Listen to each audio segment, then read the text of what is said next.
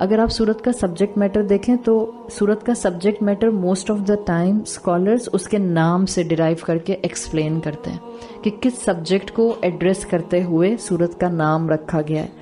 جب آپ سورت کے نام کے حوالے سے اس کا سبجیکٹ میٹر دیکھتی ہیں تو وہ ایک انسان کا نام ہے. قرآن میں کئی انسانوں کے نام آئے ہیں. قرآن میں انبیاء اور رسولوں کے علاوہ بھی انسانوں کے نام آئے ہیں. بالکل، انبیاء اور رسولوں کے علاوہ بھی قرآن میں بہت سے لوگوں کے نام آئے ہیں. دو طرح سے قرآن نے انبیاء اور رسولوں کے علاوہ انسانوں کو مخاطب کیا ہے یا مینشن کیا ہے. وہ لوگ جن کی قرآن نے اپریسیشن کی ہے، وہ لوگ جن کی قرآن نے تعریف کی ہے، ان کو قرآن نے قرآن میں نام سے مینشن کر کے باعزت مقام دے دیا. ان کو اللہ تعالیٰ نے وہاں پر آنر کر دیا.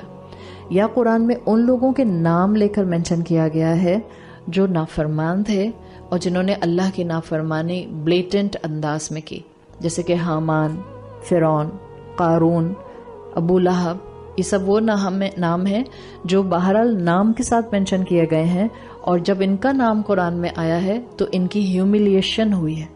تبت یدا ابی لہب و تب، یہ ابو لہب کی ہیوملیشن ہے جس طرح سے اس کو مینشن کیا گیا ہے.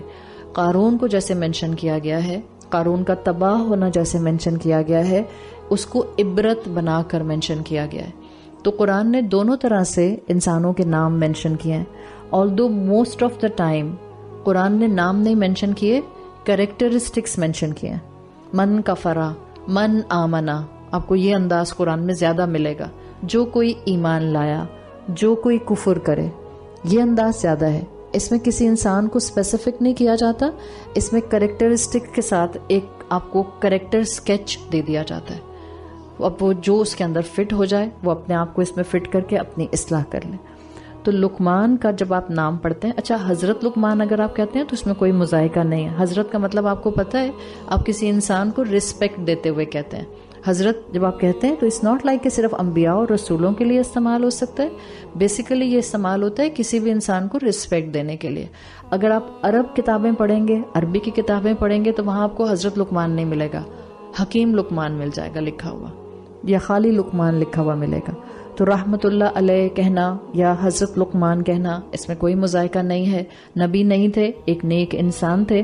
جب کسی انسان کو آج بھی آپ نے ڈسکرائب کرنا ہوتا ہے، جیسے کسی فیمس انسان کے لیے آپ نے اس کو انٹروڈیوس کرانا ہوتا ہے، تو آپ اس کی بایو پڑھتے ہیں اور آپ اس کے بایو میں اس کے کریڈینشیلز بتاتے ہیں. اگر آپ بھی کسی نہ کسی پوسٹ پر ہیں، آپ بھی کسی نہ کسی کریڈینشیل کے ساتھ ہیں، کہیں آپ کو انٹروڈیوس کرایا جاتا ہے آپ کی بایو کے تھرو، تو آپ کی بایو میں آپ کے تمام کریڈینشیلز مینشن کر دیے جاتے ہیں. یعنی جو کچھ آپ نے خود علم حاصل کیا، جو کچھ آپ کی ایکسپرٹیز ہیں، جو کچھ آپ انسانیت کو فائدہ پہنچا رہی ہیں، تو وہ آپ کے بیسک کریڈینشیلز بن جاتے ہیں، وہ آپ کی بایو بن جاتی ہے.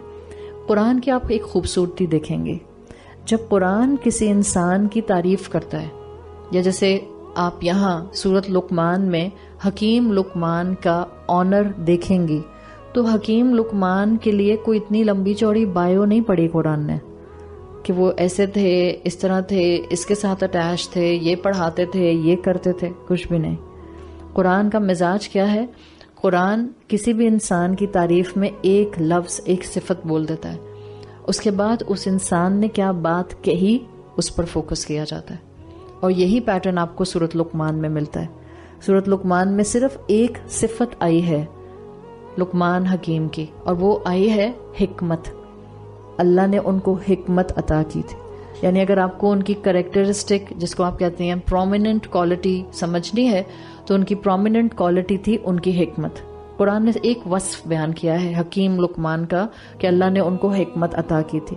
باقی ان کی اس حکمت کی مینیفیسٹیشن ان کی نصیحت میں موجود ہے جو انہوں نے اپنے بیٹے کو کی. یہ قرآن کا پیٹرن ہے جس کو قرآن بہرحال بہت ہی خوبصورتی کے ساتھ ڈسکرائب کرتا ہے، اس لیے کہ قرآن کم سے کم الفاظ میں گہری سے گہری باتیں کہہ کر چلا جاتا ہے.